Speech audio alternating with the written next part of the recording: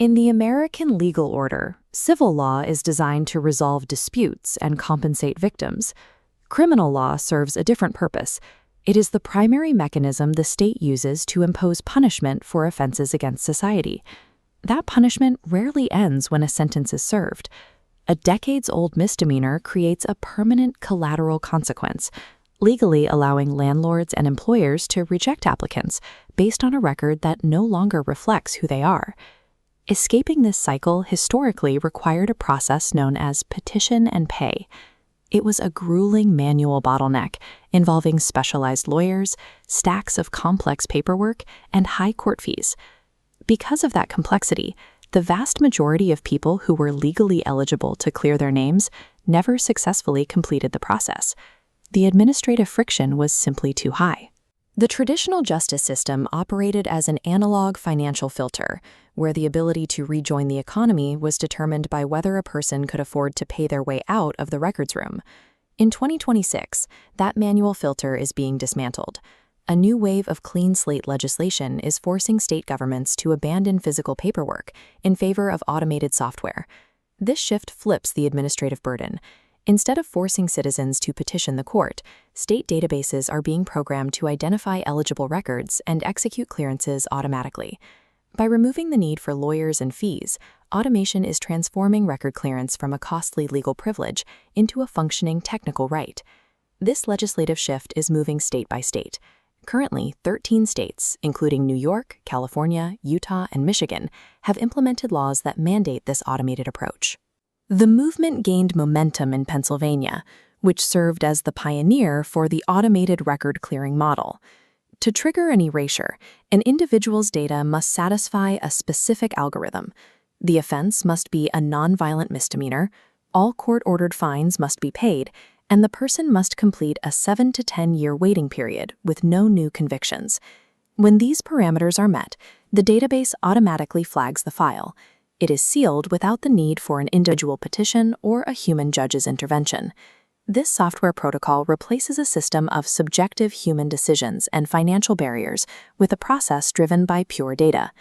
The efficacy of this system depends on the distinction between two legal terms that are often confused: sealing and expungement. Expungement is the absolute physical and digital destruction of a criminal record. It is effectively deleted from the government's history. Clean slate laws generally focus on sealing.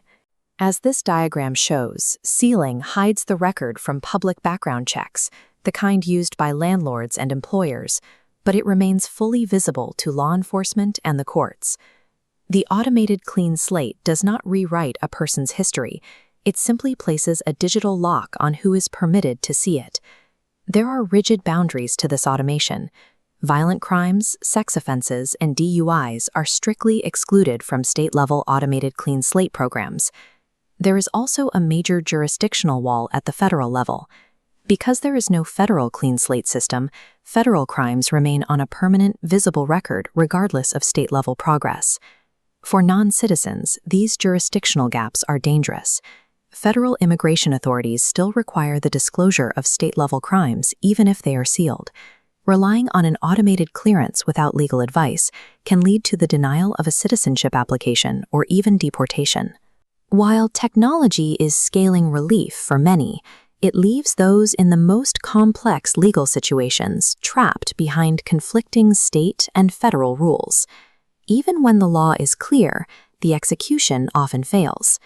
In 2026, several state systems have been undermined by significant software errors and IT rollout delays.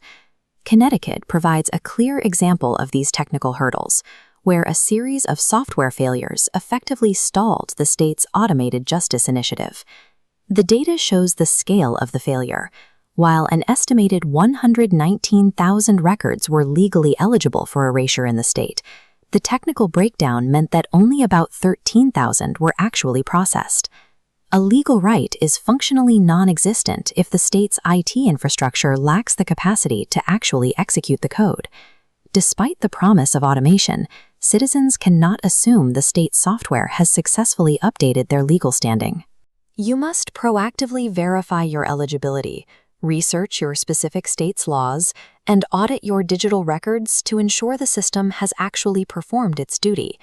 The manual petition-and-pay model is receding, but to truly claim a clean slate, you must still be your own advocate, and occasionally you will have to push the system yourself.